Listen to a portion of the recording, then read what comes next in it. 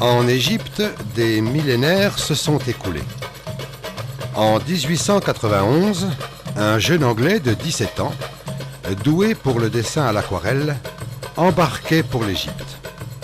Son talent avait été remarqué par un éminent égyptologue nommé Percy Newberry. Destination, Le Caire.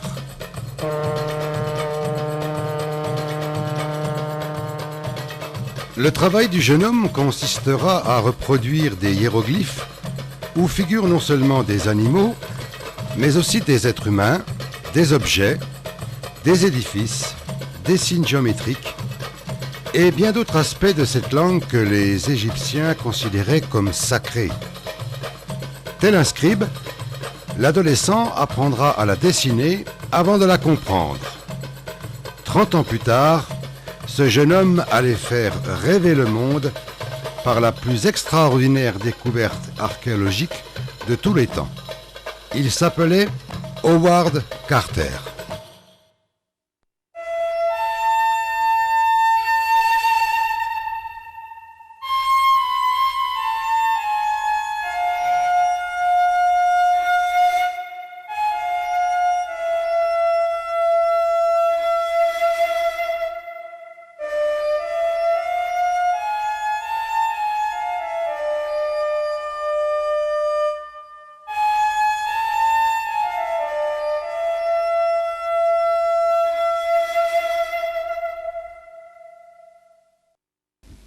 À la fin du XIXe siècle, l'Égypte est sous domination britannique. Carter a maintenant 25 ans. Il n'a pas quitté son pays d'adoption et en dépit des obstacles, il infléchit son destin avec une extraordinaire détermination. Non seulement il peint, il reproduit, mais il participe à diverses fouilles, notamment celles dirigées par l'archéologue William Petrie. Carter aime à se rendre dans la vallée des rois où il travaille à la reproduction des scènes qui tapissent le temple monumental de la reine Hatshepsut. C'est là qu'il rencontre le français Gaston Maspero. Ce dernier est considéré comme le pape de l'égyptologie. Il a pris la succession de Mariette à la tête du service des Antiquités. Il a dirigé une dizaine d'années plus tôt un grand chantier de fouilles au pied des pyramides de Gizeh, un autre à Luxor, et il lutte activement contre le pillage des tombes et le trafic des objets trouvés. Maspero apprécie Carter. En 1899, il lui propose la place d'inspecteur général des monuments de Haute-Égypte. Carter est dans son élément. Dès son entrée en fonction, il déploie une intense activité, il note tout, s'enquiert de tout, et dans la vallée des rois, il classe et supervise le travail, fouille après fouille. C'est là qu'il rencontre Theodore Davis, un riche avocat new-yorkais qui depuis des années fouille la vallée. Sans être sensationnel, les découvertes sont encore nombreuses dans une vallée pourtant pillée depuis des millénaires, même aux périodes où l'on y enterrait encore des rois. Carter répertorie méticuleusement chaque trouvaille pour le service des Antiquités. Son travail méthodique lui vaut d'être promu en 1903 inspecteur pour la Basse et la Moyenne Égypte.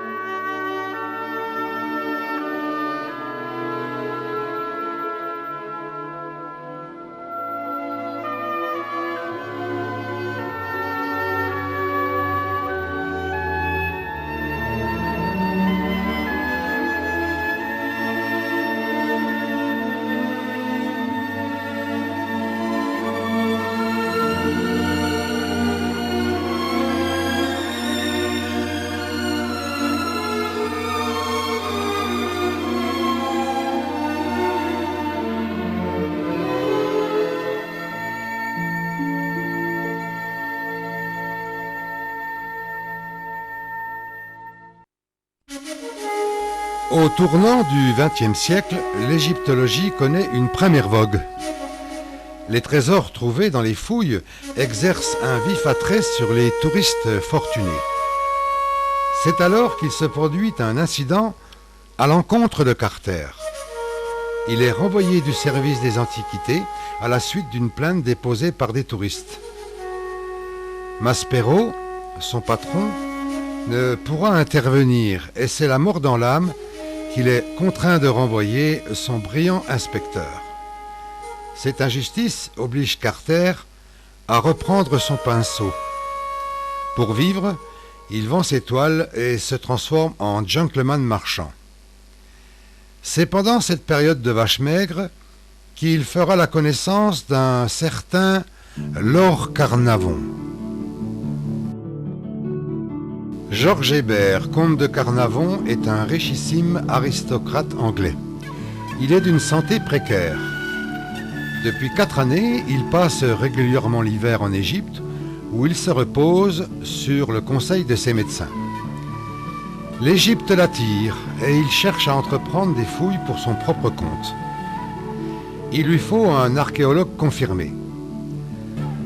De la rencontre entre le Lord Mécène et Howard Carter en rupture de ban, va naître une alchimie qui va permettre au premier de satisfaire son goût pour l'Égypte ancienne et au second de se lancer avec toute la fougue de sa jeunesse dans le mythique désert de la vallée des rois. Theodore Davis, qui y travaillait, vient d'abandonner sa concession, déclarant haut et fort que la vallée a livré tous ses secrets.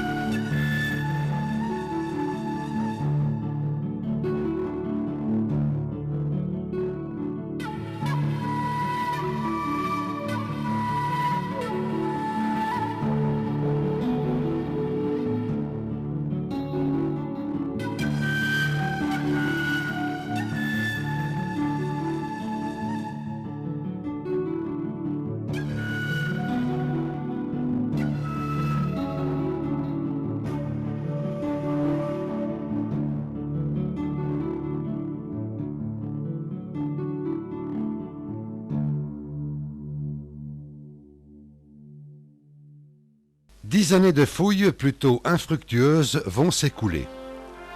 La tâche est rude et épuisante. Des milliers de tonnes de calcaire sont déblayés à la main par des centaines d'hommes. Les découvertes sont rares et les dépenses très lourdes. En 1922, commençant à douter du bien fondé de leurs recherches, Lord Carnarvon décide d'y mettre fin.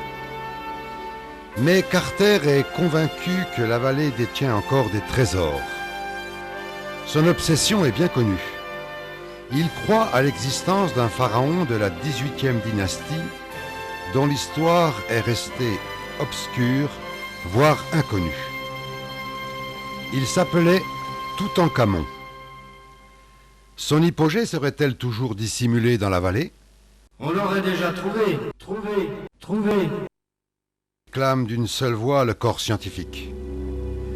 Carter, hanté des années durant par le mystérieux pharaon, propose alors à Carnarvon de financer une dernière saison de fouilles avec ses propres deniers. Carter a des indices et il reste un triangle de terrain qui n'a pas encore été prospecté. Séduit par la foi et par l'obstination de Carter, Carnarvon accepte de financer lui-même cette ultime tentative. Le jour du 4 novembre 1922 se lève sur un soleil radieux. Les équipes de fouilles sont au travail. Carter est accueilli par les ouvriers dans un silence impressionnant. On vient en effet de mettre à jour une marche d'escalier taillée dans le soubassement rocheux de la vallée. Dans un climat de ferveur incroyable, 12 marches sont dégagées et, au crépuscule, apparaît le haut d'une porte scellée portant le sceau d'Anubis. Carter s'interdit d'aller plus loin sans la présence de son mécène. Par prudence, l'excavation est entièrement rebouchée. Il envoie un télégramme codé à Lord Carnarvon. Merveilleuse découverte dans la vallée, tombe superbe avec sceau intact. attend votre arrivée pour ouvrir. 3 semaines plus tard, la fièvre est à son comble. Apparaît alors au bas de la porte le sceau tant recherché de Toutankhamon. Mais les pires craintes assaillent l'archéologue quand il découvre la trace d'un passage qui a été rebouché. Serait-il trop tard une fois de plus? Le 26 novembre, une seconde porte est atteinte. Qu'y a-t-il derrière? Sans plus tarder, Carter, tremblant, retire quelques pierres et opère une ouverture permettant de passer une bougie. La flamme vacille un instant avant de faire apparaître des formes étranges, des animaux fabuleux, des statues, mais surtout de l'or. Je vois des choses merveilleuses. Murmure Carter abasourdi. Après 30 années de patience et d'acharnement, c'était pour lui le jour le plus merveilleux de son existence. Mais alors, s'agit-il d'une simple cachette? Car pour l'heure, nulle trace de tombeau. L'excitation est à son comble lorsque l'on découvre un passage sommaire pratiqué au bas d'un mur. On découvre alors une nouvelle pièce remplie d'objets. Nous sommes en présence de la plus importante découverte du siècle en Égypte. Dans l'antichambre, Carter aperçoit aussi l'amorce d'un passage dans le mur nord. Une porte qui semblait replâtrée. 2 gardiens en bois noir veillaient à cet endroit. La nature de la découverte soulevait 1000 interrogations.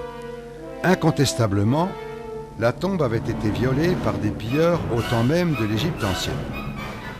Ceux-ci auraient été surpris dans leur rapine. Et ce désordre.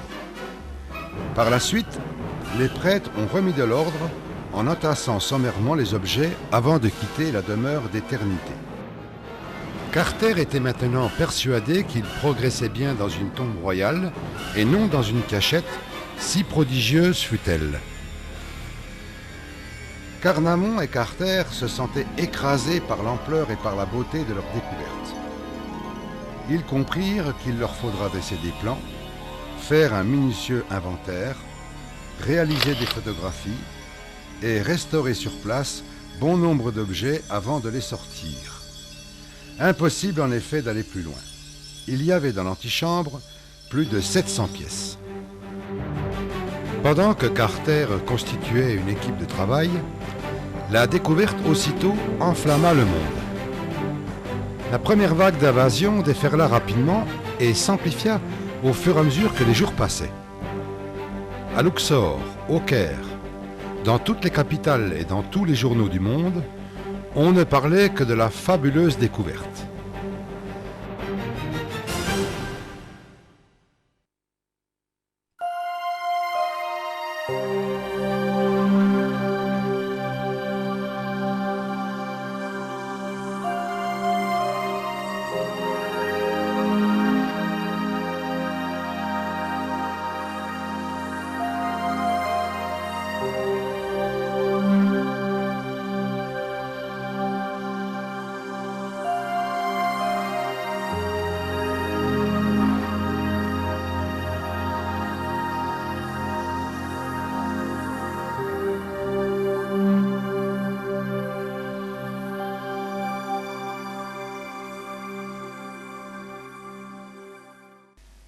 Les jours s'égrènent. Devant un public toujours plus nombreux, Carter et son équipe commencent à vider l'antichambre. Avec d'infinies précautions, les objets sont sortis un par un, salués par des applaudissements nourris. Le spectacle est permanent et l'on se bouscule pour y assister.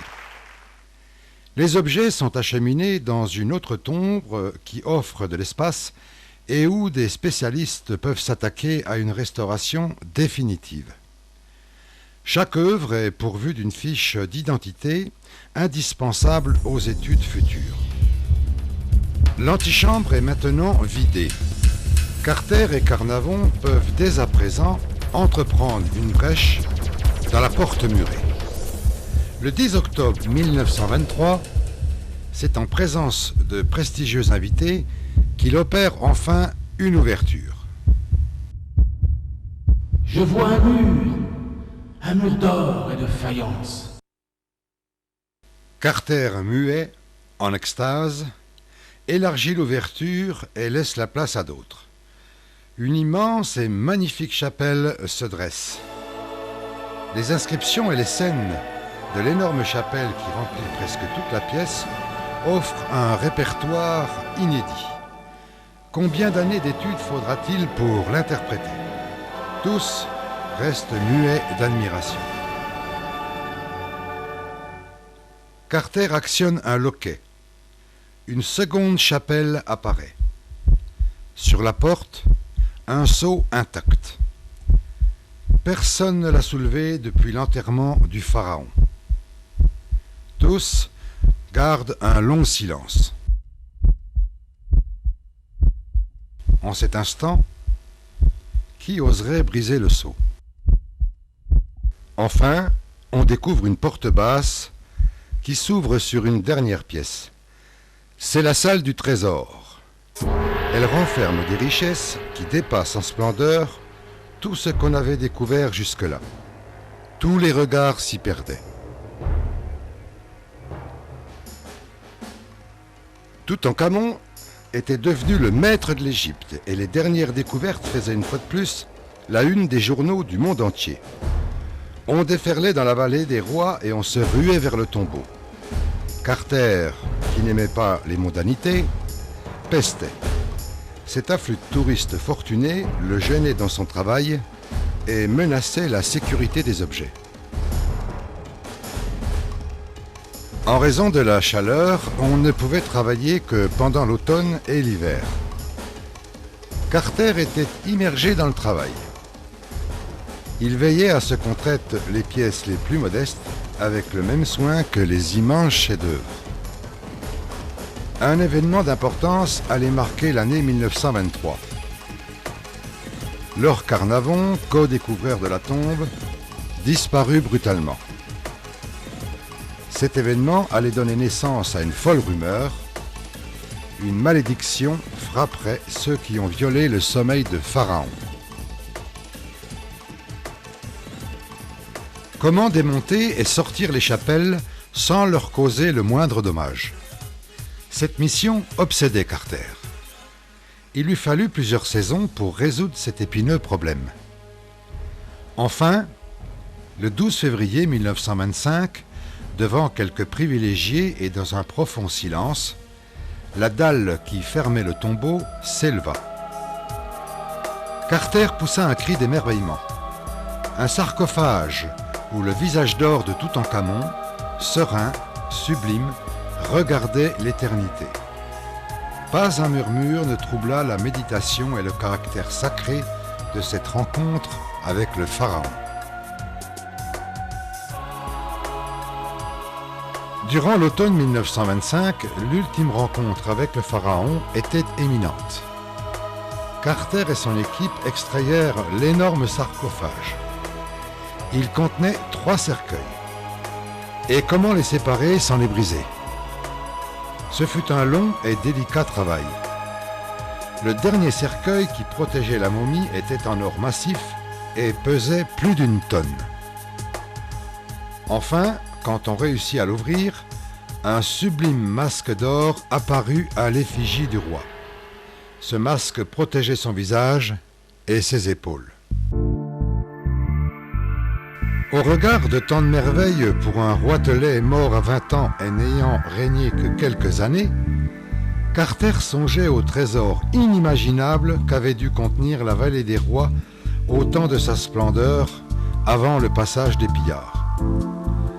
Toutankhamon était l'unique rescapé, le seul témoin d'une époque lumineuse où les plus fabuleuses richesses étaient offertes à l'au-delà afin d'en ouvrir les portes et de vaincre la mort. Beaucoup plus tard, le silence reviendra dans la vallée.